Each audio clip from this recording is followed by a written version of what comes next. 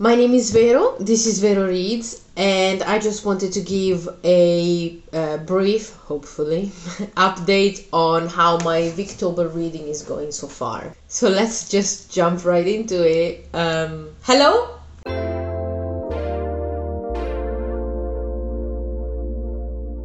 So let's start with the books I've read so far in Victober. Disclaimer, my Victober started in September. Because I have a lot of anxieties when it comes to readathons, especially like lengthier readathons, like a month-long readathon, but more on that later. So I gave myself some leeway in terms of timings. I said to myself that it was fine if I started early and it was fine if I finished late. And that really made me relax a lot. So I started in September. And the first book I read was Silas Marner by George Eliot. My second George Eliot book. Really liked it. So much so that I decided to read some more George Eliot during Victober. The book I chose, or that I picked out of a jar, was The Impressions of Theophrastus Such. But to be honest, I'm also very intrigued by The Lifted Veil, especially because it's October, it's a bit of a horror or thriller story, and especially after reading Silas Marner, I'm really intrigued to see something so different, because Silas Marner was very like quaint and cozy and very picturesque, whereas I would really like to see how George Eliot does horror, thriller, gothic, spooky. After Silas Marner, I read Flatland. Again, mentioned it a bit in my September wrap-up. Very strange book, very peculiar book. It's a very interesting thought experiment of a book, and I genuinely enjoyed it. It did leave me a bit spaced out, because it was such an abstract kind of book. It was very jarring to see something so modern in its abstractness, written in such a very old-timey Victorian writing style. It left me very much perplexed. So I read some other books in the meantime, and then I read The Diary of a Nobody. And I have to admit, it was fine. I didn't really truly super enjoy it, mainly because I just think that I don't get the 1800s sense of humor that it was meant to convey. I think it was a bit too far removed for me to actually find it funny. The most interesting part was seeing an average, if slightly exaggerated for comedic effect, slice of life of a middle-class Victorian family. It was very nice to see this man and his wife and their friends and their troubles with their adult son and them renovating the house. That was the most interesting part. It was just engaging because of that. So these are the books that I've finished so far for Victober. And then there are some that I'm in the middle of. I am currently listening to the audiobook read by Stephen Fry of A Study in Scarlet by Sir Arthur Conan Doyle. It's so great! It's actually so well written, and it was the first time we saw Sherlock Holmes, like the origin story of Sherlock Holmes and John Watson. And as a book itself, let's say that was the only book that we ever got of Sherlock Holmes, it would still have been one of the major novels of the time. It's just great characterization. It plays with form so beautifully. Such a strong detective novel, such a strong adventure novel as well. It's just such a great book. And on top of that, it's read by Stephen Fry. He's such a great narrator. He's perfect for reading Sherlock Holmes. It has happened that I've been listening to a chapter whilst doing something else, or whilst, before bed, and I missed something, and so I just re-listened to the whole chapter with no qualms about it. Genuinely, just because it's just so great. I don't mind re-listening what I've just listened to. It's just great. Another book I'm in the middle of is the group read for Victober, which is The Doctor's Wife by Mary Elizabeth Braddon. I say in the middle of.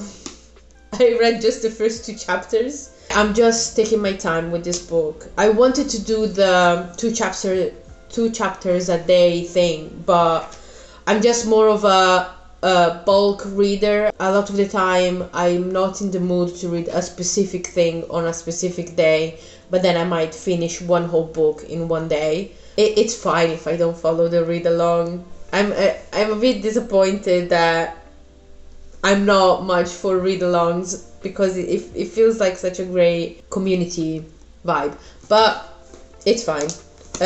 What I read so far, I enjoyed. I really like this is funny to me, much more than Diary of a Nobody. This is very satirical, this is very ironic. Maybe that's why I'm taking my time, because I really enjoyed the first 2 chapters, and I'm afraid that I'm gonna read it too fast. That's also something that I do. If I really enjoy a book, I'm like, I'm not gonna read this now. It's too nice. For whatever reason, make it make sense, because it doesn't. And then I'm halfway through this lovely little book. I don't know if you can see what's written on it. It's The Basket Woman and Other Stories by Miss Edgeworth. It's Maria Edgeworth, which I had look at this. I love these books. Old.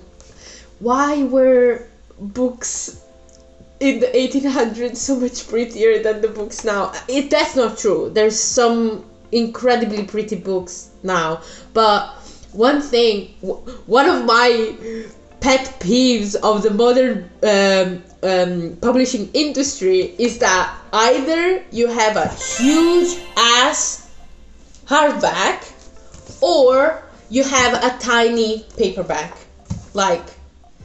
What I want is a tiny hardback. This is hardback, y'all. This is it's a hardback. Why? I just want this. I don't want to carry around this book, but I also I don't want this to happen constantly. And I know that it's to make them cheap, but I would like to spend a few pounds extra to have this nice edition. Look at this font. It's tiny. I love tiny fonts. It's just more portable. And it's all embossed as well. I just love this. I got it in a charity shop, and I've had it for years, being like, oh, I will read it one day. I knew I would have read it one day. And then I was like, isn't Maria Edgeworth, Victorian? And then 1858. It's just 3 short stories, children's stories. At least the first one I read, The Basket Woman, was very much like a educational story for children. I just really enjoy reading from a book I love as an object. Lastly, I just want to give a bit of an update on how it's going so far on an emotional, mental, psychological level for me. This is the first month-long readathon I've taken part of publicly, on BookTube, making content. And I don't know why, but I put so much unnecessary pressure on myself, pressure that's literally just coming from myself. Nobody is looking at me being what do you mean you haven't started? Yeah, or what do you mean you've started already? Or but are you gonna read the TBR book that you set yourself? That's my own voice saying all those things. And where is that coming from? Probably academia. Probably my past in academia. Because that was the vibe there. But yeah, I felt very stressed out about having to show something for it.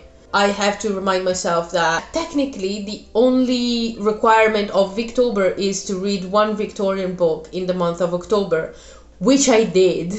I read Diary of a Nobody in the month of October. So, past success. I did Victober. Everything else is meant to make it more fun to read Victorian books together with a bunch of other people. I really need to remind myself that it's just cool to watch other people's videos and discover new authors and discover new books and discover new opinions on books I've read, not even this year, but like in the past as well. And I really just need to remind myself that, because this is meant to be fun. And that's it. Because, for example, one thing that really stressed me out was that I kept seeing other people's Victober TBRs and just like Victober videos and getting so excited about the books they were reading and thinking, oh, that sucks, I cannot read that book because it's not on my Victober TBR. What? No, that's missing the whole point of the readathon. So now I'm allowing myself to scrap my TBR entirely if need be, not follow the prompts, not do the read along group read, and just read more Victorian literature. Because if I had stuck with my original TBR, I would have not picked this lovely, I'm just in love with this book as an object. Like, I just love it. I want more of this. I might, you know what I might do as a Victober activity? I might just go to a lot of secondhand bookshops and just check out the section where there's all the old editions of stuff and just see if there's anything that I fall in love with just as an object, and then read that. Because yes, they just look so nice. Now I'm just letting myself read whatever at all, and I want to see how that affects not only my reading enjoyment but also the quality of my reading. Because if I'm reading something that I'm not in the mood for, it's not a good reading experience, and I just don't take it in as deeply as I would love to. So yeah, I want to see what happens when I just let all rules fly off the window or whatever. But yeah, this was my first Victober update. I'll try and have another one maybe in a week or so, just to see how it's progressing. I hope everybody's having a lovely Victober. I love everybody's content. I am watching so much Victober content, and everybody's doing such a great job and just creating such a great vibe in the Victober community. And yeah, can't wait to see more. See you next time. Bye bye.